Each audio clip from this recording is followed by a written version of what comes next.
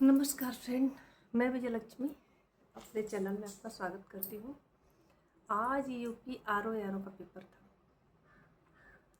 मैंने पेपर देखा है, भरा था पर स्वास्थ्य कारणों से मैं जा नहीं पाई। तो पेपर देखने की उत्सुकता थी। मैंने पेपर देखा, कुछ यूट्यूब वीडियोज भी देखे जिसमें लोग कह रहे पेपर बहुत हलवा आया था, बहुत सरल आया था। तो चलिए बात करते हैं। तो आरओ एक ऐसा एग्ज़ाम है जहाँ तक मुझे लगता है इसको सभी लोग भरते हैं।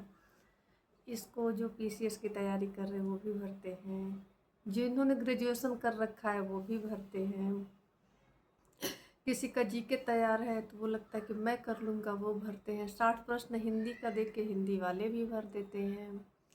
मतलब मुझे लगता है कि ये सबको लगता है कि मैं इसे पास कर लूँगा, ये सबको हलवा ही नज़र आता है।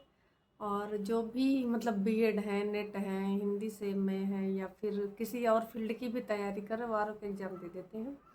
सबको लगता है कि आरओ का एग्ज़ाम सिंपल है, मेरा इसमें आसानी से हो जाएगा। खैर अपनी अपनी धारणा है, मैं क्या कह सकती हूँ। तो आते हैं पेपर पर। तो पेपर में मैंने देखा, फिर मैंने वीडियो देखा, उसके बाद मैंने पेपर देखा। तो लोग कह रहे हैं कि पेपर बहुत आसान था। पर एक यहाँ पर मैं एक बात जानती हूँ, कभी कभी हम जब एग्ज़ाम हॉल में बैठे रहते हैं तो एक हमारे दिमाग पर ओवर कॉन्फिडेंस हावी हो जाता है।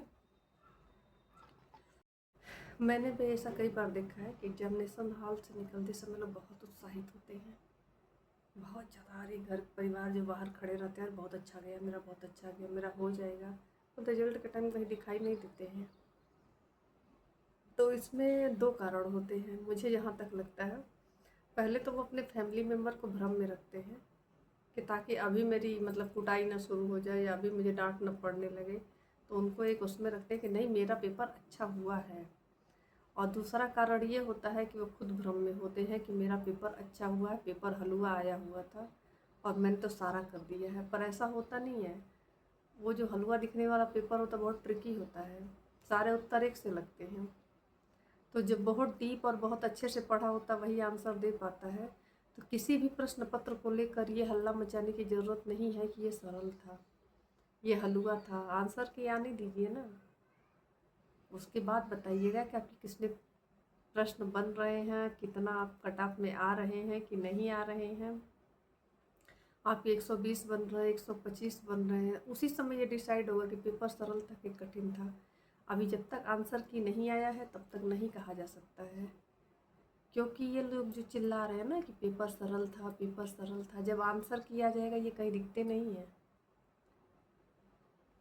क्योंकि तब जब ये मिलाएंगे ना तो इनका बहुत पीछे चला जाएगा, पता चलेगा 70-80 सही हो रहा है। फिर इनको समझ में आ जाता है कि तो बहुत कठिन था लेकिन मुझे सरल लग रहा था, या मैं ओवर कॉन्फिडेंस में था। फिर ये ना कमेंट में दिखाई देंगे, ना कहीं दिखाई देंगे, ना ये कहेंगे ये हलवा है।